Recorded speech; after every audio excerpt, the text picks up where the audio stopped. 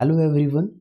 स्वागत है आपका हमारे चैनल पे। और आज हम लोग जो है अपने टॉपिक को शुरू करते हैं। सबसे पहले हेडिंग दीजिएगा। यहाँ पर देखने को मिलेगा कि जब महाभारत का काल चल रहा था, महाभारत का जब काल चल रहा था, सभी लोग जो है महाभारत से परिचित होंगे।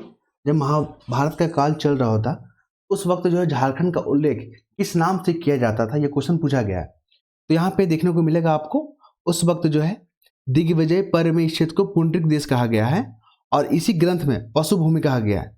आप याद रखिएगा, दिग्विजय जो पर्व है, दिग्विजय जो पर्व है वहां पे पुंडरिक कहा गया है अपने झारखंड को, पुंडरिक, ठीक है। और पशु भूमि भी कहते हैं इसको, झारखंड को पशु भूमि। पहले बिहार जो है, माफ कीजिएगा, पहले जो झारखंड जो है बिहार का भाग हुआ करता था। तो इस फैक्ट को याद रखिएगा। अगला पॉइंट को देखेंगे हम लोग। अगर हम लोग जनजाति के बारे में बात करेंगे, जनजाति, क्योंकि झारखंड में जनजाति इंपॉर्टेंट है। आप जनजाति को पढ़े बिना आप झारखंड का सब्जेक्ट को कंप्लीट कर ही नहीं सकते, ये कोर है यहाँ का। तो जनजाति में अगर सबसे देखेंगे, सबसे अधिक जनसंख्या किसका है जनजाति में, तो सबसे नंबर पर आता है, पहले नंबर पे संथाल आता है। याद रखिएगा, संथाल आता है। उसके बाद आती है, मतलब आता है उराव, और इसके बाद आपको देखने को मिलेगा मुंडा। ये जनसंख्या का हम सीक्वेंस बता रहे हैं आपको। उसके बाद आता है हो। तो चार आप अगर याद रखते हैं तो ये आपका इनफ होगा। क्लियर है। तो सबसे ज़्यादा पॉपुलेशन जो आपको संथाल में देखने को मिलेगा, उसके बाद आता है उराव, और उसके बाद मुंडा, उसके बाद हो। फिर हम लोग बात करेंगे झारखंड में लोकसभा का सीट के बारे में। कई बार क्वेश्चन पूछा गया, झारखंड में लोकसभा सीट। आई होप आप हमारी जो है शैली को पहचान पा रहे हैं, आप हमारे जो है तरीकों को पसंद कर रहे होंगे। लोकसभा की अगर बात करें तो कुल 14 सीट है। 14 में से जो है ना, यहाँ पे 5 सीट जो है किसके लिए रिजर्व है, एसटी के लिए, शेड्यूल ट्राइब, जो 32 जनजातियां हैं, और एक जो है एसटी के लिए, शेड्यूल कास्ट, और बाकी जो बच गए 8 वो हमारे लिए अनरिजर्व के लिए। क्लियर है। तो ये जो हो गया लोकसभा सीटें यहाँ पे देखने को मिला आपको। फिर नेक्स्ट मूव करेंगे अपने टॉपिक पे। तो हमको यहाँ पे पाइका देखने को मिलेगा, पाइका नृत्य। इस नृत्य का खास बात पता आपको क्या है, ये इनका जो वेशभूषा है, जब ये अपने परफॉर्म करने के लिए जब ये तैयार होकर आते हैं, रेडी होकर आते हैं परफॉर्मेंस देने के लिए, तो बिल्कुल सैनिक वेशभूषा में होते हैं। वो आज का आप वर्तमान जो देख रहे हैं फौजी वाला ड्रेस नहीं, जो हमारे इंडियन आर्मी का है उस टाइप का नहीं। इनका जो है अपना ट्राइबल में अपना एक जो है ना, क्या बोलते हैं उसको, एक अलग ही इनका वेशभूषा होता है, बिल्कुल जो सैनिक की तरह दिखते हैं, योद्धा की तरह दिखते हैं वो। क्लियर है। और उनका जो पगड़ी पहनते कलगी रहता है ना, पंख उंख वगैरह लगे होते हैं। आप गूगल में सर्च कीजिएगा, मुझे यहाँ पे वक्त नहीं मिल रहा है, नहीं तो मैं आपको जरूर गूगल सर्च करके दिखाता। तो उस वेशभूषा में रहते हैं। और ये पाइका नृत्य झारखंड में काफ़ी फेमस है। और ये युद्ध से संबंधित जो है आपका नृत्य है। युद्ध से संबंधित क्या है, नृत्य है। आई होप आप समझ पा रहे होंगे इसको। नेक्स्ट मूव करेंगे अपने मुद्दे पे। नेक्स्ट क्या रहेगा हमारा, नेक्स्ट रहेगा हमारा खरवार आंदोलन। खरवार आंदोलन भी देख लेते हैं। खरवार आंदोलन, खरवार आंदोलन की खास बात क्या है कि ये कब हुआ था, आप उसका डेट याद रखिएगा, क्योंकि ये चीज़ पूछता है एग्जाम में। खरवार आंदोलन कब हुआ था, 1874 में। और इसके जो है लीडर कौन थे, नायक कौन थे, नायक बस याद रखिएगा, ये महत्वपूर्ण बनता है।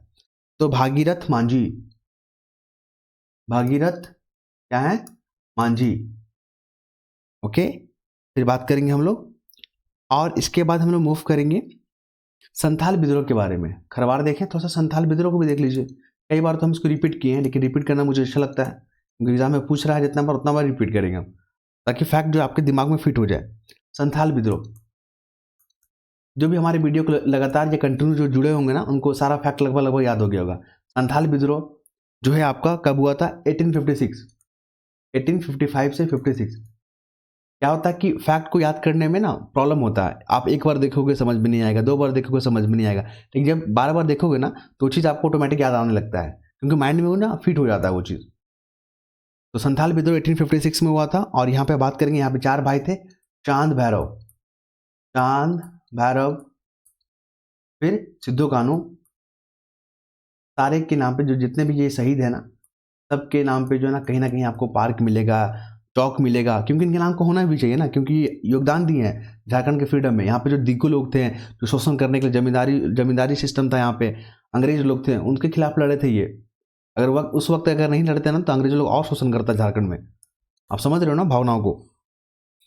फिर हम लोग बात कर रहे हैं, और संथाल विद्रोह को जो है हुल विद्रोह के नाम से भी जाना जाता है। हुल विद्रोह, कई बार हुल विद्रोह के नाम से पूछ लेता है एग्जाम में, संथाल नहीं पूछेगा, बोलेगा हुल पूछ लेगा, तो हुल आप संथाल विद्रोह से जुड़ के रखिएगा। फिर बात करेंगे झारखंड में जो आदिवासी समूह है वर्तमान में कितना संख्या है, मतलब जनजाति की संख्या कितना है यहाँ पे, मतलब कितने प्रकार के हैं। तो झारखंड में 32 जनजातियां हैं, 32 जनजातियां हैं, याद रखिएगा, है ना। कल एक बार हम पढ़ा रहे थे कल का टॉपिक में, तो उसमें एक बंजारा ट्राइब देखने को मिला था। बंजारा ट्राइब जो है ना, वो आप संगीत के लिए काफ़ी फेमस है, वो लोग गायन करने वाला काम करते हैं, बहुत अच्छा करते हैं वो। और एक बैगा ट्राइब के बारे में पढ़ा था मैंने। बैगा ट्राइब के बारे में क्या था कि उनको जड़ी बूटियों के बारे में अच्छा ज्ञान है उनको, ठीक है, वो जंगलों में रहते हैं और जंगलों के सारे जो बौद्धिक ज्ञान से ना वो परिचित है, आप समझ रहे हो ना। तो हर ट्राइबल का झारखंड में विशेषता आपको देखने को मिलेगा, यही तो खास चीज़ है हमारे झारखंड में। झारखंड में 32 जनजातियां हैं और सबसे अधिक जो प्रजाति है, किस प्रजाति का है, प्रजाति याद रखिएगा, प्रजाति एग्जाम में पूछा जाता है। तो सबसे ज़्यादा आपको प्रजाति जो दिखने के लेगा प्रोटो ऑस्ट्रोलाइड, प्रोटो, इस प्रजाति के झारखंड में बहुत लिखेंगे, प्रोटो ऑस्ट्रोलॉइड, ठीक है।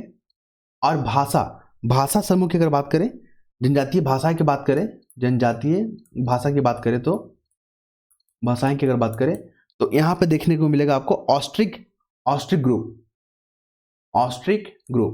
क्लियर है। तो ये दोनों टेक्निकल टर्म को आप याद रखिएगा, ये सब चीज जो है ना आपको लीड दिलवाएगा एग्जाम में, अगर क्वेश्चन यहाँ से बनते हैं तो यही से पूछेगा।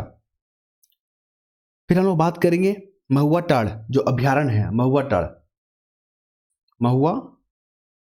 टाड़ जो है ना आपका, ये अभ्यारण्य है और ये कहाँ है आप हमें बताएं। तो महुआ टाड़ अभ्यारण्य आपको लातेहार डिस्ट्रिक्ट में देखने को मिलेगा। लातेहार डिस्ट्रिक्ट किससे बना है, तो ये पलामू से कटकर बना है, याद रखिएगा ये भी। और इसके बाद देखेंगे उधवा पक्षी विहार, एग्जाम में पूछा गया है इसलिए यहाँ पर जिक्र कर रहे हैं इसका। उधवा पक्षी विहार कहाँ है ये, झारखंड में जहाँ से गंगा नदी पास करती है ना, जिला आप बताइए उसका, साहेबगंज, वहीं देखने को मिलेगा उधवा पक्षी विहार। तो साहेबगंज झारखंड से अगर पास करती है तो यही इलाका से पास करती है आपका। फिर बात करेंगे हम लोग ललित मोहन राय, इनका नाम पूछा गया था कि किस क्षेत्र से क्या करते हैं, संबंध है। तो याद रखिएगा ललित मोहन राय जो है चित्रकला से संबंधित है, ललित कला, ठीक है, ललित मोहन, माफ कीजिएगा, ललित मोहन नाम है इनका, मोहन राय, ये जो है किस क्षेत्र से संबंधित है, तो चित्रकला से संबंधित है ये, ठीक है। तो इस नाम को भी याद रखिएगा, कभी कभी एग्जाम में पूछ लेता है। फिर हम लोग बात करेंगे जो झारखंड का कितना परसेंटेज है आबादी का जो कृषि कार्य में लगा हुआ है, तो लगभग 75% याद रखिएगा, लगभग जो है ना, लगभग 75% जो है पॉपुलेशन कृषि कार्य में क्या है, संबंध है, कृषि केयर से लगे हुए हैं।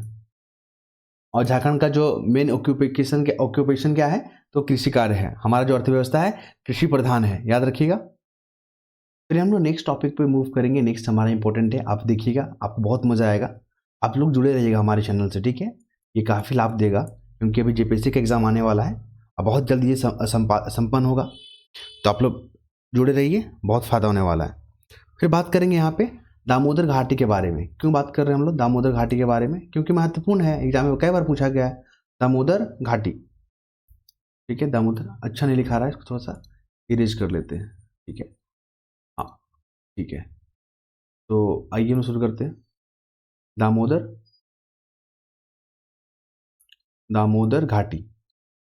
घाटी में जो ना 8 जो है आपका डैम देखने को मिलेगा। कितना डैम, 8 डैम। चलिए 8 डैम के नाम सुन लीजिए, लिखना नहीं है, एक तो लिखिए पहले यहाँ पे तिलैया डैम, शॉर्ट में लिख देते हैं, तिलैया डैम है यहाँ पे। फिर बात करेंगे यहाँ पे कोनार डैम, शॉर्ट में लिख दे रहे हैं। फिर 3rd नंबर पे कौन आ जाएगा, तिलैया कोनार मैथन आ जाएगा। 4th में कौन सा आ जाएगा, 4th में आ जाएगा आपका मैथन के बाद कौन सा, पंचेत। 4 हो गया। अब यहाँ पे 4 और देख लीजिए। फिर यहाँ पे होगा बोकारो बांध। बोकारो के बाद आपको देखने को मिलेगा बाल पहाड़ी देखने को मिलेगा। फिर देखने को मिलेगा बर्मो बांध और अय्यर बांध, याद रखिएगा, बर्मो और अय्यर।